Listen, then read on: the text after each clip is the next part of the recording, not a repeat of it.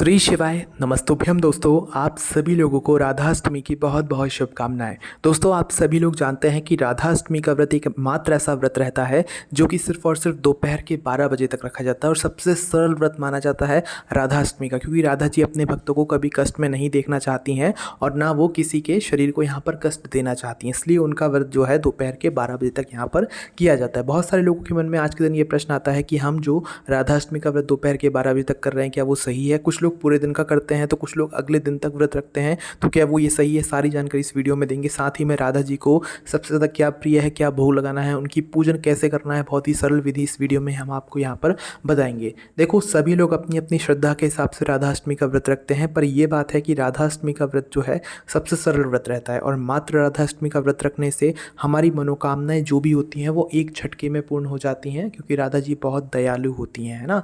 इसलिए राधाष्टमी का व्रत बहुत ही ज़्यादा विशेष माना जाता है। अब देखो, सबसे बड़ी बात लोगों के मन में ये आती है कि दोपहर के 12 बजे तक क्या राधाष्टमी का व्रत रखना सही रहता है? जी हाँ, सही नियम यही है कि राधाष्टमी का व्रत दोपहर के 12 बजे तक ही रखा जाता है, क्योंकि राधा जी अपने भक्तों को कभी भी कष्ट में नहीं देख सकती, उनके भूख प्यास को वो नहीं देख सकती, उनसे बर्दाश्त नहीं होता है कि भाई उनके भक्त इतना कष्ट झेल रहे हैं। इसलिए उनका जो जन्म है वो दोपहर के 12 बजे हुआ था और दोपहर के 12 बजे के बाद आप अपने व्रत को खोल सकते हैं, व्रत का पारण कर सकते हैं। ठीक है, तो जितने भी लोग राधाष्टमी का व्रत रख रहे हैं वो सुबह ब्रह्म मुहूर्त से अपने व्रत को शुरू कर दीजिएगा और दोपहर के 12 बजे तक रहिएगा।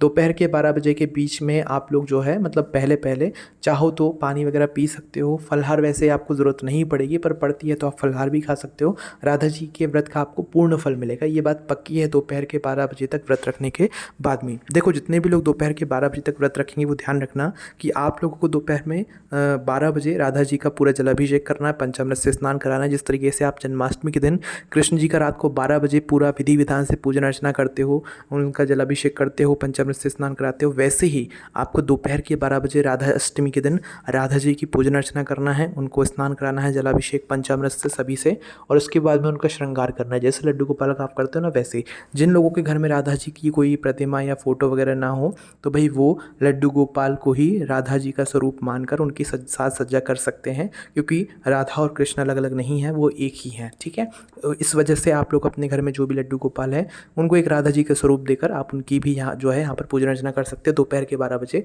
आप उनका ही अपने घर में लड्डू गोपाल का ही जलाभिषेक कर सकते हो राधा जी का स्वरूप मानकर। ठीक है, तो आप लोगों को जो है दोपहर के 12 बजे सारी पूजन अर्चना यहाँ पर करनी है ना, उनका जलाभिषेक वगैरह कर दीजिएगा आप लोग। इसके बाद में अब हम बात करते हैं कि जो लोग पूरे दिन का व्रत रखते हैं उनका क्या है। तो देखो, दोपहर के 12 बजे के बाद व्रत खोलना भी सही है, आपको आपके व्रत का पूर्ण फल मिलेगा, पर कुछ लोग अपनी श्रद्धा के हिसाब से पूरे दिन का व्रत रखते हैं और शाम को चंद्रोदय के बाद मतलब चंद्रदेव को अर्घ्य देने के बाद वो अपने व्रत का यहाँ पर पारण करते हैं, वो भी सही, आपको भी आपके व्रत का पूर्ण फल मिलेगा। कुछ लोग क्या करते हैं कि राधाष्टमी के पूरे दिन का व्रत रखते हैं और अगले दिन जाकर सुबह सुबह अपने व्रत का पारण करते हैं, तो वो लोग भी सही हैं, उनको भी आप उनके व्रत का पूर्ण फल मिलेगा। तो राधाष्टमी का व्रत जो है 3 तरीक़ों से अपने अपने हिसाब से लोग अपनी अपनी श्रद्धा के हिसाब से यहाँ पर रखते हैं, तो सभी को सभी के व्रत का यहाँ पर फल ज़रूर मिलता है। राधा जी बहुत दयालु होती हैं और राधाष्टमी का व्रत रखने के साथ में आप राधा जी से जो मांगते हैं, जो प्रार्थना करते हैं, वे आपकी पूर्ण भी करती हैं। पर विश्वास ना हो तो आप राधाष्टमी का व्रत करके देख सकते हैं और सबसे सरल व्रत ये माना जाता है। ठीक है, अब देखिए, दोपहर के 12 बजे जो भी लोग राधाष्टमी का व्रत रखेंगे, चाहे आप पूरा दिन व्रत रखें चाहे अगले दिन व्रत का पारण करें, उनकी पूजा दोपहर के 12 बजे ही की जाती है, क्योंकि जन्म ही उनका उस समय हुआ है ना। तो दोपहर के 12 बजे एक सरल सी पूजा विधि हम आपको बता देते हैं। सबसे पहले अपने घर में एक पाटा या चौकी जहाँ पर भी आप लगाना चाहे वहाँ पर लगाइएगा। लड्डू गोपाल जी को राधा जी का स्वरूप मान रहे हैं तो उनको ले आइएगा, या राधा जी की कोई फोटो या अलग से कोई प्रतिमा वगैरह हो तो वो भी आप रख सकते हैं। लड्डू गोपाल ले रहे हो तो उनका पूरा पंचामृत से आप लोग स्नान कराओ, जल से स्नान कराओ, उसके बाद में उनका श्रृंगार करो, उनको नए वस्त्र पहनाओ, है ना, राधा जी की तरह आप उनको सजाओ। इसके बाद में सजाने के बाद आप उनको विराजमान कर दो और राधा जी के लिए भी आप लोग झूला तैयार करके रखना, उनको भी झूला झुलाना, उनको भी बहुत पसंद है। इसके अलावा जो है आप लोग कलश स्थापना करना चाहो तो कर सकते हो। इसके बाद में आप राधा जी के लिए अरबी की सब्ज़ी या अरबी से बनी हुई कोई सामग्री ज़रूर तैयार कीजिएगा। राधा जी को अरबी की सब्ज़ी बहुत ज़्यादा प्रिय है, वो आपसे बहुत ज़्यादा प्रसन्न हो जाएंगे अगर आप उनके लिए अरबी की सब्ज़ी तैयार करेंगे। ठीक है, तो अरबी की सब्ज़ी का भोग या कोई भी अरबी की सब्ज़ी की मतलब अरबी की सामग्री और जो भी खीर पूड़ी आपके घर में भोग के रूप में बना हो वो राधा जी को आप भोग लगाइएगा।